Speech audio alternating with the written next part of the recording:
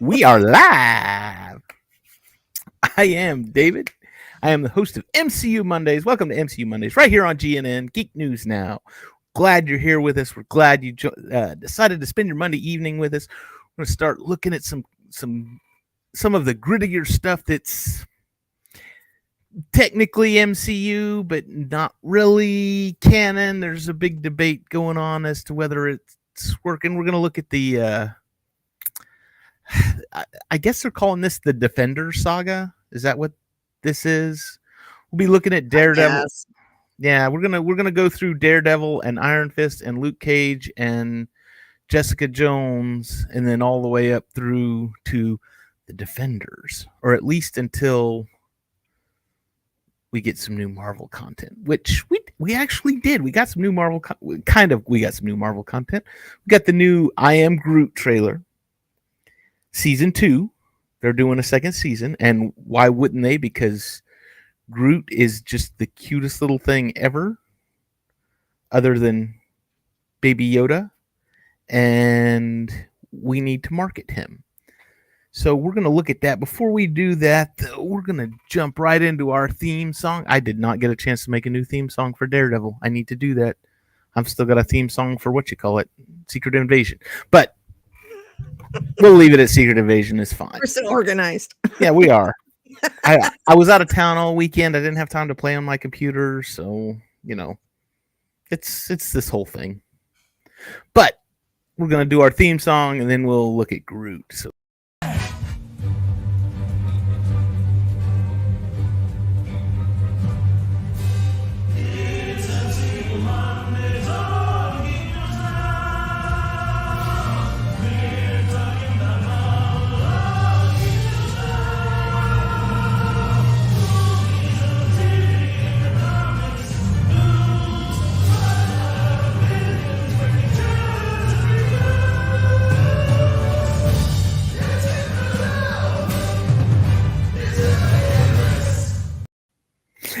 And once again, thank you, Chris, for allowing us to continue using at least the music for that. We love it.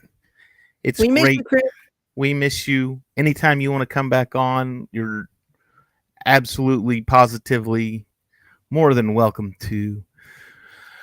So, before we get into season 1, episode 1 of Daredevil, we want to look at they dropped the trailer for I Am Groot season 2. And if you saw season 1 of I Am Groot, it's just 3 minutes. They're like 3-minute episodes, 6 episodes. They're little shorts, but that's all you need. You can only take so much cuteness before your head pops. So, but here we go. We're going to look at. I am Groot. Pew, pew, pew. I am Groot. I am Groot. He's just so cute. Look at him.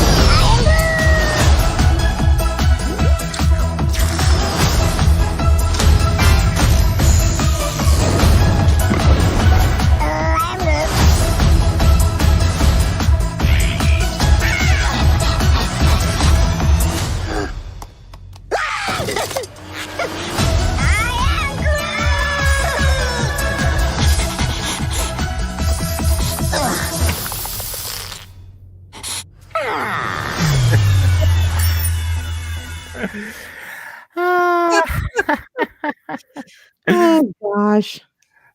So those all air on September the 6th. I think it said there was 5 episodes, if I'm not mistaken. So you're talking all of like 15 minutes. It's not going to take you long to get through this. Actually, let's take a look at the calendar. Let's look at the calendar, shall we? What day is that? That is a Wednesday. So that Monday, September 11th, we may take a break from Daredevil and talk about Groot for 6 episodes. So we'll see. And that would take 10 minutes. Okay, okay, fine. We'll spend half the episode talking about Groot and the other half talking about Daredevil. Because there's only what 12 episodes for this season for 13. Daredevil. 13 for Daredevil. There's 13 in each season. Yeah, cat, get away. Now my cat's bugging me. Okay, so let's talk. Actually, we've got some people in the chat, and I'm sitting over here not paying attention. We had Cam from Cam and Focus on. Michael Albury. He's been on. Michael has been on GNN Cantina Happy Hour before. So excited for this episode. They really should have dug deeper into the Defenders. And Daredevil, Iron Fist, Luke Cage, and Jessica Jones are the team that made up the Defenders. She-Hulk was also a member of the team at one point, which now they have introduced She-Hulk into the MCU. So could they continue on with the Defenders? Time will only tell. They'd have to get a different Iron Fist, Danny. I heard so much bad stuff. I didn't watch Daredevil, and Debbie, you know this. I did not start watching Daredevil until maybe like a year ago, maybe. Jessica Jones I watched. I like that one. I enjoyed Jessica Jones. Luke Cage I was trying to get into, but then other shows happened, so I was like, well, I'm not going to watch Luke Cage right now. But I heard that Iron Fist was just god awful. So and I'm really wanting to get into I heard the Punisher, the Punisher and Ghost Rider and all those other ones are just like amazing. So I'm anxious to get into those. Would you get a bunch of the lesser known I don't want to say lesser known. They're popular because they've had movies made of them, but they don't really have the guts to defend. The Punisher was also part of the team, which he appeared in. I think he appeared in Daredevil first, right? Yes. Before he, I think it was season 2 somewhere. Maybe? Yeah, because they Karen convinces Matt and Foggy to represent Frank. So yeah, he does appear. So this episode now, this is kind of an origin story, kind of not. We see Matt have his accident. He goes blind, and then it jumps forward to Matt and Foggy, and they're just barely opening their law firm. They're do they call it a partnership, law partnership, or whatever? Mm-hmm. And I gotta say, I was so excited when I saw that. In the movie, in the Ben Affleck movie, and I know a lot of people hate that movie, but if you watch if you watch the director's cut, it's even better. Watch the director's cut. It was fine. It was okay, but in the movie, John Favreau was Foggy in the movie, and it was like, oh hey, it's the same guy who played Happy. Yes, it's Happy. Is that the guy that played Happy in the Iron Man movies and directed those episodes of The Mandalorian? Yes, that's him. And Elf. Elf. So yes, Foggy was, but this one was, and I can't remember the actor's name. I had the page up and I turned it down. The actor who played, let's see, Eldon Henson. Eldon Henson played Foggy in this one. Now, if you don't know who Eldon Henson is, then obviously you weren't part of my. Eldon Henson was in the Mighty Ducks. He was Oh, I can't even think of his name in the Mighty Ducks now. He was the guy that had the wicked slap shot, punched through the net and everything. They thought he was on some kind of football scholarship or something, so they just left him alone. So anyway, Fulton, that's what it was. He played Fulton, and it's nice to see. I like him. I think he's good. I think he's great. He does a wonderful Foggy, and I just enjoy everything that he's in. But anyway, we get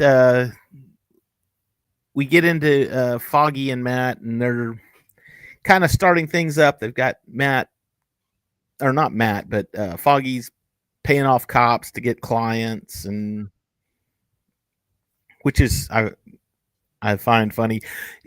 You had the confession right there at the first two. Mm-hmm. It ended with one of the lines that I really enjoyed out of this episode, and that was the what did he say? He said, "I'm not asking for forgiveness for what I've done. I'm asking for forgiveness for what I'm about to do." And the priest, it doesn't work that way. Well, he's covering his bases because he's about ready to go kick some ass. So, well, and I think him doing that too just kind of proves, yeah, he's covering his bases, but to me that kind of proves that he's sitting there and he's like, I know I'm mortal. I know I am not a superhero, and hey, Johnny Lynch is in the chat. How are you, sir? The motto of my life. Oh, I'm just asking for forgiveness for what I'm about to do. But I think it shows that he is he knows that he's mortal, and he knows he could not come back from this, from whatever undertaking he's about to do. So it's like, okay, I need to get my forgiveness out of the way just in case I don't make it, kind of thing. Well, he's also very, I'm not going to say super religious, but he does follow the Catholic faith, and you see that throughout this whole series, especially in season 3. Season 3 is not my favorite because he just loses all faith in not only his religion, but in himself and whatever. And I don't know. I just didn't like that season very much. But yeah, he's religious, and he, being Catholic, he's trying to. Well, and it's the irony of the whole thing too. He's a daredevil, but he's very religious. I think that was mentioned in the Affleck movie. Was the priest said, I can't say I like the costume there, but this costume will get you every time. But we also meet Karen Page. She is the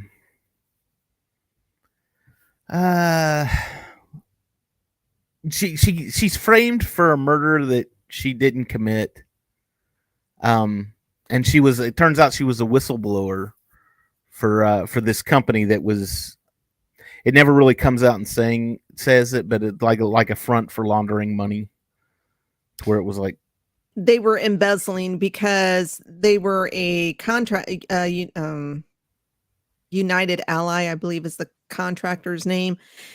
And they had gotten a bunch of money because, spoiler alert, it's also mentioned when the realtor is taking them through their new office. She mentions that that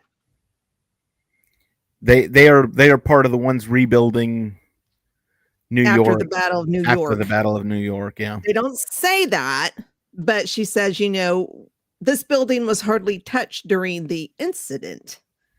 And then they say it later. It says, I think they're talking to Karen, and it was they said something, or she said something about a bunch of aliens flying out of the sky and into New York and tearing up Hell's Kitchen, basically.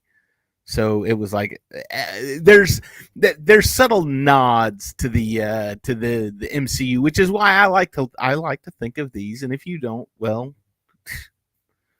Shield does his Agents of Shield did the same thing. They would make mentions of things here and there, but that's one of the things that they did was they were in London doing cleanup after the events of the Dark World. Thor: The Dark World happened. I think that might have been in the first season of Agents of Shield. It's possible. I don't remember. It's been so long since I've seen that. But it's such a good show. And then, for a while it was. And then I guess when Feige took over, he just decided, nope. No. Not canon. This isn't canon. Well, Feige doesn't know what he's talking about. Because, I mean... It's my head canon, though. So, because this, Disney, if you are listening, this is how you do a show. I mean, all of these episodes are about an hour long. There's 13 episodes. They're all good. I mean, you don't have to spend, I don't know how much money budget-wise they spent on this series, Daredevil. I can't imagine there was a whole bunch of CGI. I was going to say, it couldn't, I mean, they're spending more money on The Mandalorian every week, I'm sure. Yeah. But yeah, they probably spent more money on She-Hulk. Who wanted that? Netflix handled this series and, well, outside of Iron Fist, but they handled these series so perfectly and they were done correctly. They were good shows. Everybody loved them. I mean, everybody loved them. This is how you do a show. If you want to do a show, this is how you do it, Disney. You do the hour long, even if you release it one a week, that's fine. And make it like a TV show, like I'm gonna sit. Okay, I'm turning on ABC tonight, and hey, look, there's Daredevil. It's coming on, and it's like a regular show on primetime TV. 1 hour show is like 47 minutes, I think. And they do it that way because they've got a lot time for commercials. You got your commercial breaks in there that you got to take, and that's fine. But again, if you made a show and put it on Disney Plus or Netflix or wherever and made it 47 minutes to where it theoretically could run on ABC or NBC or CBS or Fox, Disney doesn't listen to anybody. They think they know exactly what they're doing. I think that they know that I think that they think that they know what they're doing. Does that make any sense? Over my head. It's too late in the evening for that. But yeah, I mean, Netflix knew what they were doing with Luke Cage, Daredevil, Punisher. Like I said, Jessica Jones. I really enjoy Jessica Jones. Yeah, they knew what they were doing. If only they could have done that with The Witcher. Well, The Witcher was fine when Cavill was doing it. I thought it was good. Now my son, who has played the games, read the books. Yeah, the first season I think he was fine with. But then the second season, they really started straying from the source material and kind of doing their own whoop-de-doo thing. I mean, I was fine with it. This third season, I think there's maybe 2 episodes that I really enjoyed, and that was it. And I don't know how the hell they're going to explain why Henry's not there, because it didn't go the way I thought it was going to go. Like, maybe he had a disfigured face and that's how they're going to introduce Liam. Witcher is perfect up to season 3. I'll wait to pass judgment on season 4. No, they're going to use Liam, just his body, and then they're going to CGI Cavill's face using the AI technology. They'll put Cavill's Probably. Face. Yeah, they. You know what this whole fight's about? So I don't know. This season 3 was It was not good, and I thought it was a dirty way to do Henry. So, especially when he put his heart and soul into this. So, We are introduced to James Wesley. James Wesley is, we will find out later. I mean, it's kind of implied here that he is Wilson Fisk's right hand man. you would call him the voice of the king. Well, I am the voice of Sauron. we do hear Wilson at the end of this. Well, towards the end of the episode, there's a phone call or whatever, and you can hear Wilson / Vincent giving commands. But this guy, he's sleazy. Oh, he really is. And it's not just, I mean, I think sleazy, and I'm thinking like used car salesman. He's not even a used car salesman. It's almost like he's what was the guy's name in No Country for Old Men? Where he's just he's evil, and you know he's evil, and he just looks evil. He looks like the devil. And the way he acts, I mean, it's just push enter on that thing. You see that? That's your daughter. She looks lovely, doesn't she? Now you see this guy right here in the foreground? Yes. He doesn't look so lovely. I'm not sure I like his methods either. And it's like, dude, you're threatening. Call your daughter. Just call her. Hey, daddy. Just so you know, it's not this is a live feed. This is going on right now. It's like, oh my. And he's just like, we need that money. Or not, we don't need the money. Your position is going to make you. But geez, he is and it wasn't just that. I mean, they had the meeting of the oh, you're killing me. You had the meeting of the what do you call it? The I guess they were like the gangster heads. Yeah, you had the mob bosses. Madame Gao's the drug lord. You had the brothers Antolia and Vladimir, who are the traffickers. And then you had Leland, I think his name is Owley or Owsley, who is just a creep. I don't know exactly what he does. But they can't do anything without Wilson making So Bob Gunton, he's Owsley. He also played the I was watching it. I watched it again last night, but he played the warden in Shawshank Redemption. Yes. So that, I mean, he played sleazy warden in that movie, and now he's playing sleazy. I think he's a stockbroker or something, if I'm reading this right. Wall Street financialist, accountant, and a key figure in Wilson Fisk's plan for Hell's Kitchen. So there you go. But I like how we went into an origin for Daredevil, but we didn't really.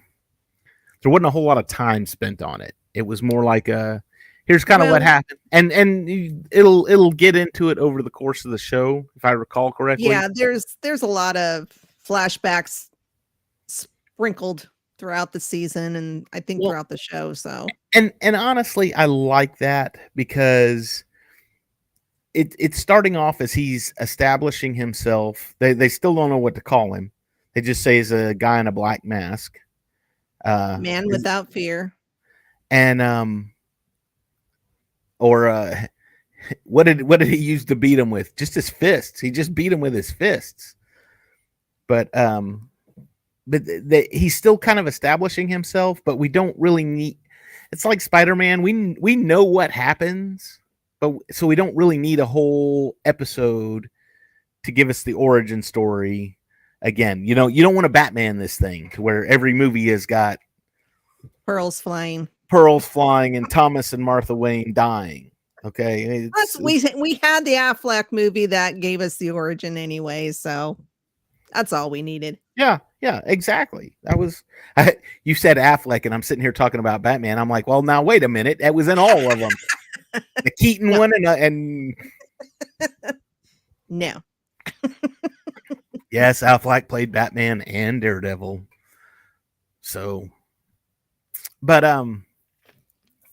again, I'm really I really enjoyed this first episode just because it didn't dive into a whole. It was more him building himself versus here's how it all happened kind of thing. I don't think we needed to. No, it's like you said, it's him starting out and kind of learning what he can and cannot do. I mean, he's pretty efficient. I mean, he took out those human traffickers pretty well. Yeah. You didn't expect him to get the crap beat out of him, not in the first fight. I mean, he got hit once or twice, and that's fine. But the first time out, he's always going to win. And in fact, that was even alluded to later on in the episode too, where he says, "Well, that's what he was talking about. Was he beat the guys up just with his fists?" But then also they had the and he starts chasing another one at the end of and it's a little boy. And I think this is the one. This will lead into the second episode to where he's still hunting the human traffickers. So, but so Karen's in jail. Karen gets attacked by the guard, who's the guy that owes Wilson money, $20,000. $28,397 or something like that. Wow, why would you remember that? They said it twice.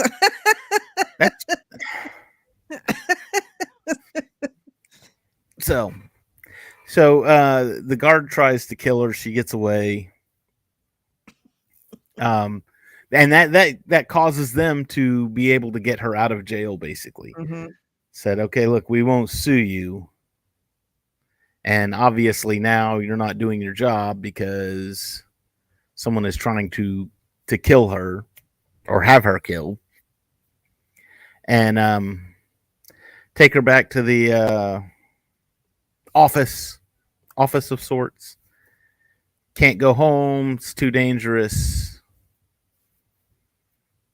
Can't stay here. So they go to Matt's place. Now, Matt has an interesting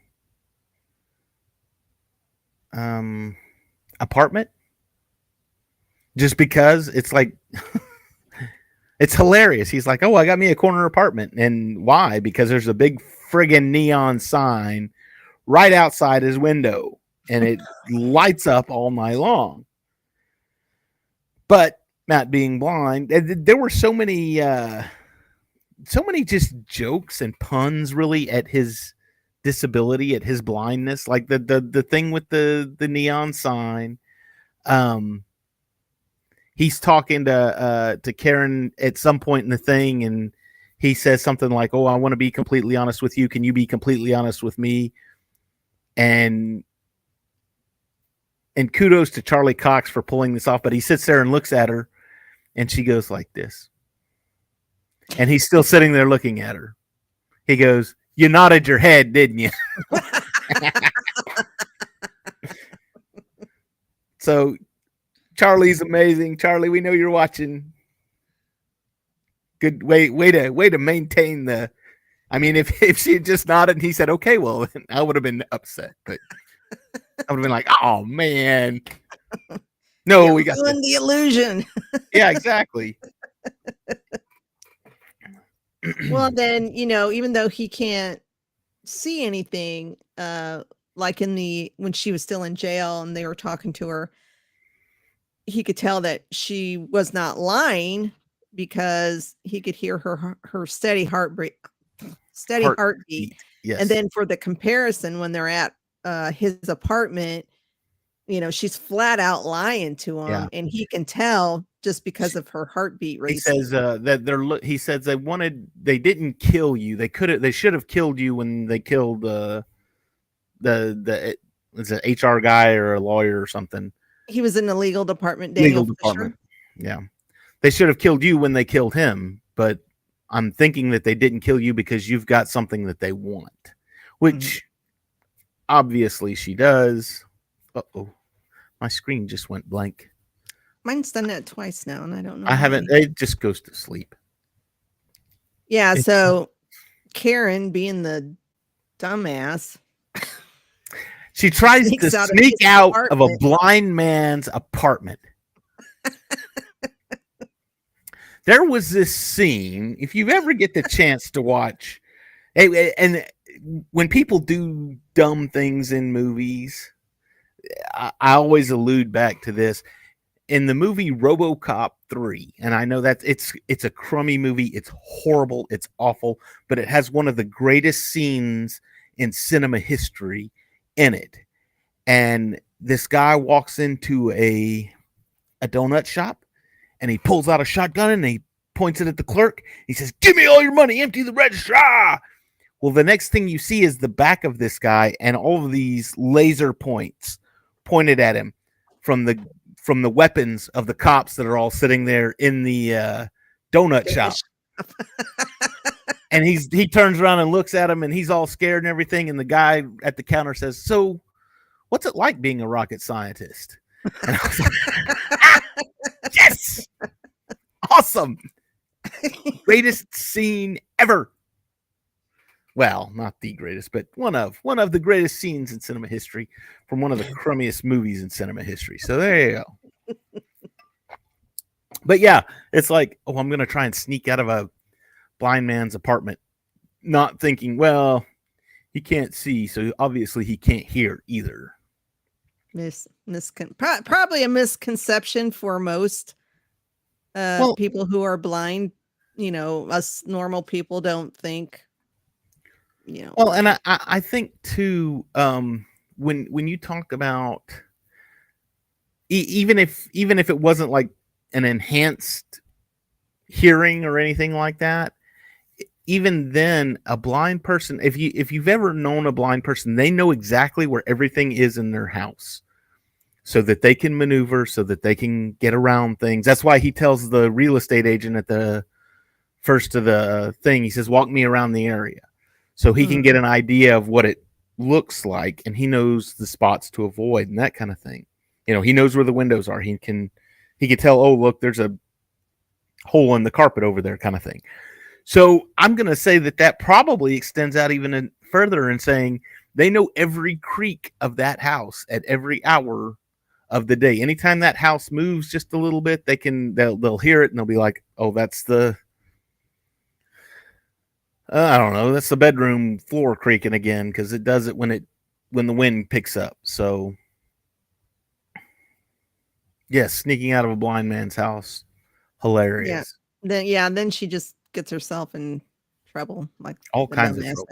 I was never a fan of Karen. I don't like Karen. Never have liked Karen. I know she's supposed to be like a love interest. You know, and I don't remember if they ever do anything about that, but I know she's got a thing for Matt, you know, eventually. But yeah, so she gets herself in trouble, and who has to come save her? Dumbass. Matt. Always Matt. Because she got attacked by, is it Rance? I think he was the assassin. Yep.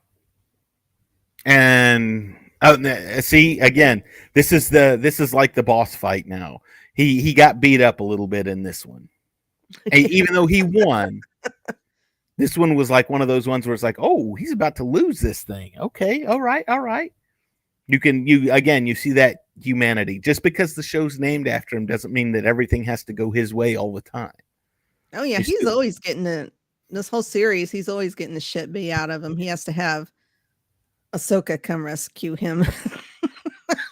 I even if you look the picture you chose right here, the one that's behind us, if you look at it, he's in his suit and looks like he's getting ready for court, but look at his knuckles, They're all scratched up and bloody. Side of his head right there, all messed up. So, yeah, I mean, it makes sense. If you can see right between us, his lip is split too.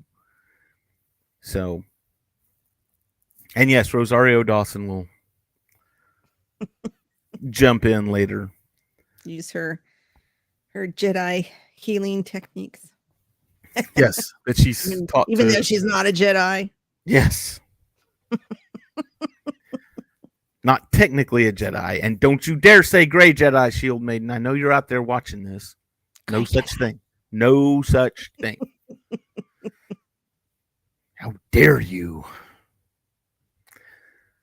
So he goes and he gets the flash drive, I guess, and I'm guessing this has all the it's the financial reports, right?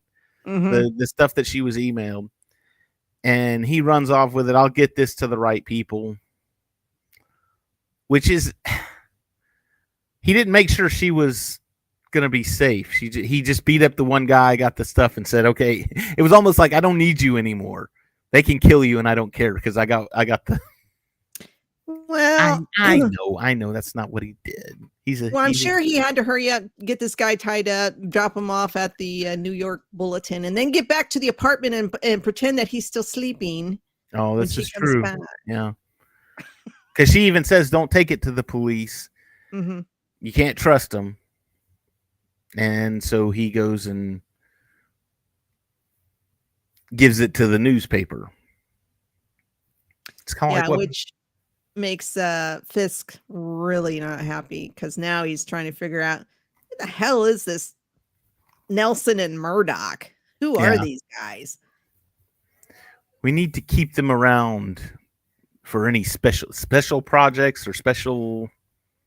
Forgot what he said. Keep an eye on them. Which Foggy's going to be like, yeah, big expensive.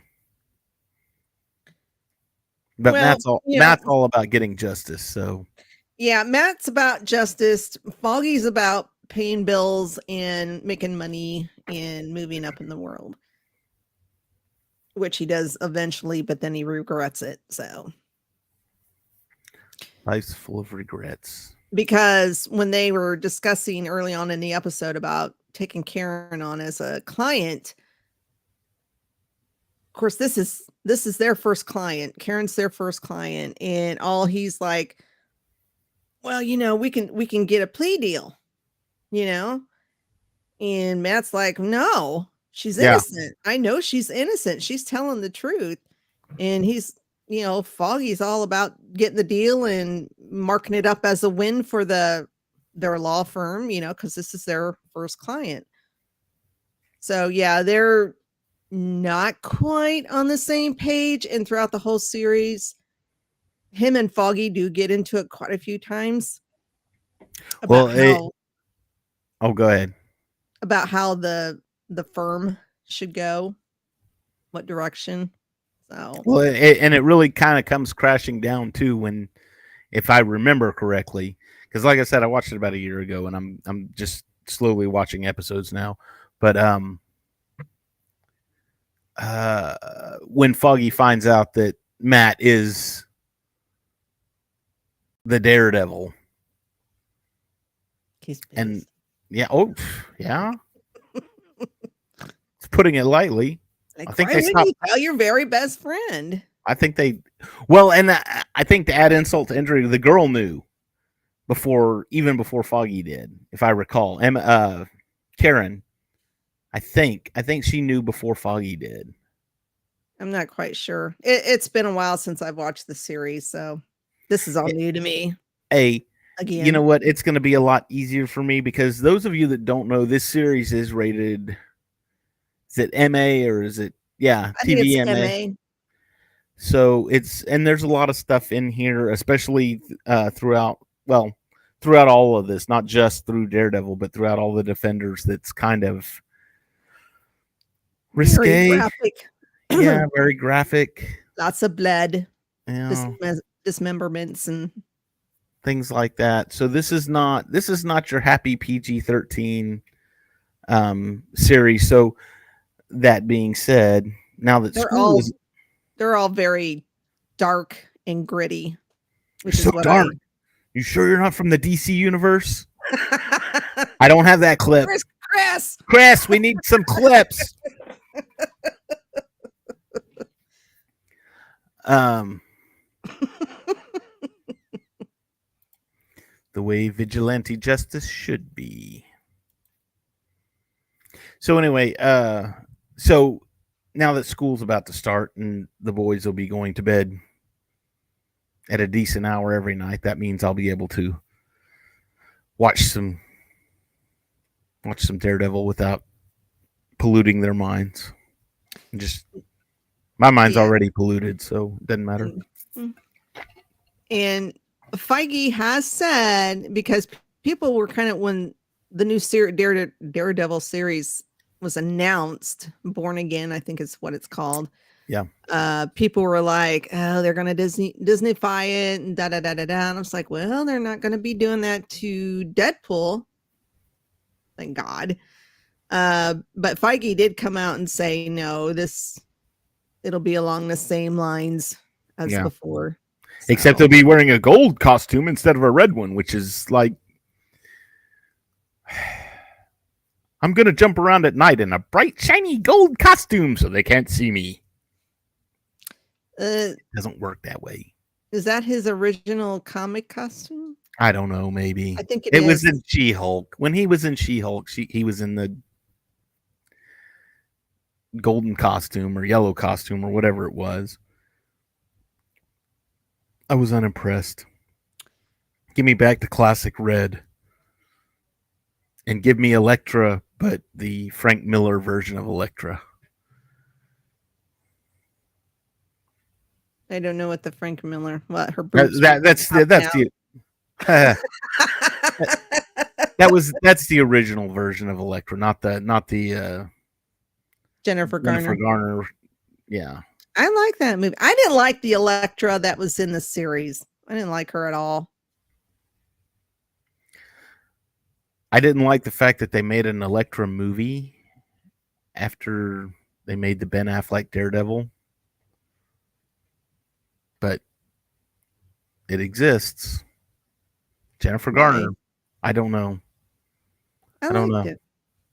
Elektra? It had its moments, yeah. No, I don't think so. That was like Catwoman with Halle Berry. That was like, why? Oh God, why? Oh no. I liked Michelle Pfeiffer's Catwoman. I like Julie Newmar, but what do I know? Well, if we're gonna go that far back, I like Eartha Kitt. Eartha Kitt, yeah. I was gonna say, don't forget Eartha Kitt, yeah. Original comic was yellow and red like a giant hot dog. And it was just as bad as the Affleck Daredevil was. I liked it. You know what? I'll say this. It had its moments, and Affleck was, I think he was on top of his game at that time. Yeah. Hey, well, he was Armageddon and Pearl Harbor and whatever else he was doing back during that time period. So he was the hot one to have. I liked it. I thought it was good. I liked Michael Clark Duncan. I thought that was a good choice for Kingpin in that one. Mm-hmm. Just because, I mean, he's bald and he's big and obviously a monster. So, rest in peace. Yeah, we miss you, sir. But which I think, yeah, he was in Armageddon with Ben Affleck too. So there you go. Everybody's tied together. 6 degrees of separation. 6 degrees of Kevin Bacon. That's right. Type of thing. That's right. So, So yeah, I mean, and the director's cut, like I said, the director's cut of Daredevil is very good. If you think the movie is crap, that's fine. Go find you a copy of the director's cut and you'll think, it's not as crap as I thought it was. The only thing I didn't like about it was the line where he says, where it's Bullseye and he's talking to Fisk and he says, I want a costume. And the next scene, he's there in a black trench coat with black boots. And it's like, weren't you just wearing that? Didn't you say you wanted a costume and you're wearing like the exact same thing? How is that a costume? I didn't like that character. The cutting room floor parts were amazing, but what went out to the public was trash. See, now I'm going to have to go watch it again. Go watch the director's cut. I kind of want to watch it again too. Go watch that, and I'll go watch the Ang Lee Hulk. What? I like that one. I like Eric Bana. No. Not so much Nick Nolte, but Eric Bana's good. I didn't like either one of those Hulk movies. Oh, I just like the character of the Hulk, so I have to like the Hulk movies. Kitty. Oh, she can't hear me. Damn it. No, she can't. Okay, did we miss anything in this episode? Maybe? No? No, I mean, like you said, they after things settle down, they go back to the law firm, and Karen basically says, I have no money, but I'll work for you for free. Oh, great, you're hired. And everybody has a laugh and they enjoy their hot chocolate around a table. Okay. Either Hulk Spider-Man. or Thor. Hulk and Thor. Hulk and Thor are kind of like right up there, top tier for me. That's why I enjoyed Ragnarok so much, because it was Hulk and Thor. Ooh. I love Ragnarok. And that one scene in the first Avengers movie where they take down the thing and they're just standing there and he goes and he punches him. That was great. Puny God. That was amazing. Or the first time that they fight and Thor gets punched and he's sitting there waiting on his hammer and he looks up like, and he's got this look on his face like, oh, finally a challenge, something worthy of me. So, and of course Hulk couldn't pick up Mjolnir either, so that made it all the better. But if Mjolnir was in space, could you still not pick it up? If it's floating in the void of space, could you not pick it up? Just a thought. Just a thought. Anyway, all right. The things we think about. Do we have anything else? We good? Nope. Just that, the episode ends with the Russian brothers, the human traffickers, kidnapping a little boy and leaving the father on the street, beating the hell. And Daredevil's up on the building, and he can hear the kid shouting out. He's kind of listening to. He's sorting out what he needs to listen to. Yeah, he kind of hears everything, but it's a trap. It's a trap. It's a trap. Which we'll find out in the next episode. He's one of the only Marvel superheroes that actually has a secret identity, and there have been major consequences to it being revealed.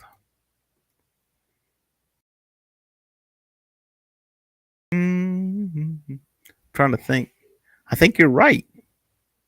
I mean, even throughout the MCU, they never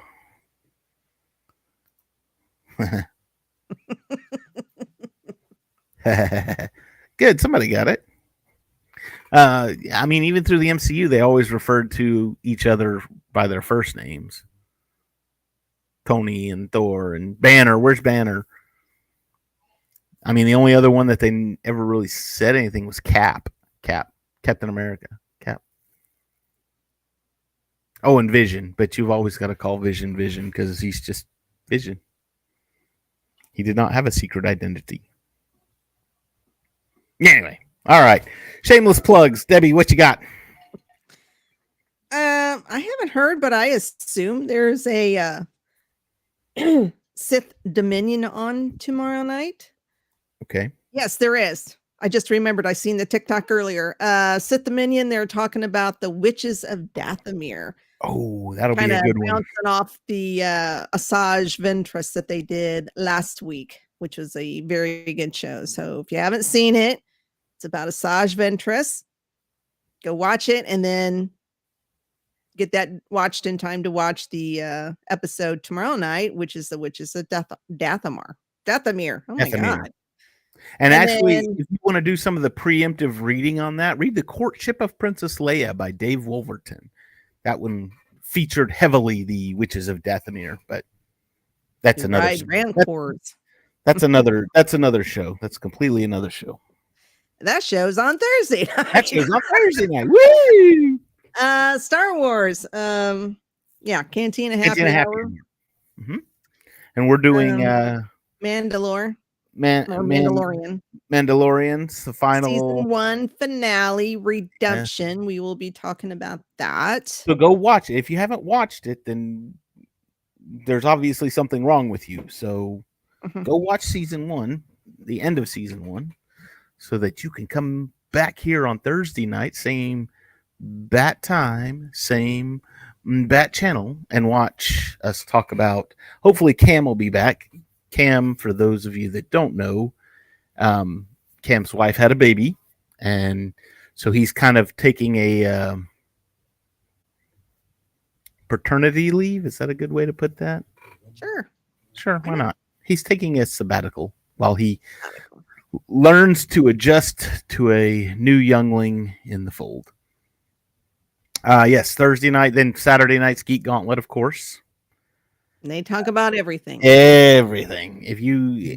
And they look like they have a darn good time on that show too. A lot of laughing and poking and hilarious. I've been on it a couple of times. It's always a good time. I think I've been on it once or twice myself. So anyway, but yes, that's Thursday night. Tuesday night, Sith Dominion. Thursday night, Cantina Happy Hour. Saturday night, Geek Gauntlet. We have got a whole line. I mean, Sundays, Wednesdays, and Thursdays are about the only nights we're not doing something. So come check out. It's on the YouTube channel. It's right here on this YouTube channel, Geek News Now Official. Look for us there. Look for us on Twitter, on Facebook, Instagram, all the social medias. We are all over the place. Of course, the website, geeknewsnow.net. A lot of great articles coming out there. But that is going to be it for us. Everybody have a great week. Come back next week. We're going to be talking season 2. Let me see. Season 2, or I'm sorry, not season 2. Episode 2, season 1. Cutman. Yes. Cutman is the episode title. So we will see you all back next week to talk about the next episode of Daredevil. Y'all have a great week, and we'll see you then.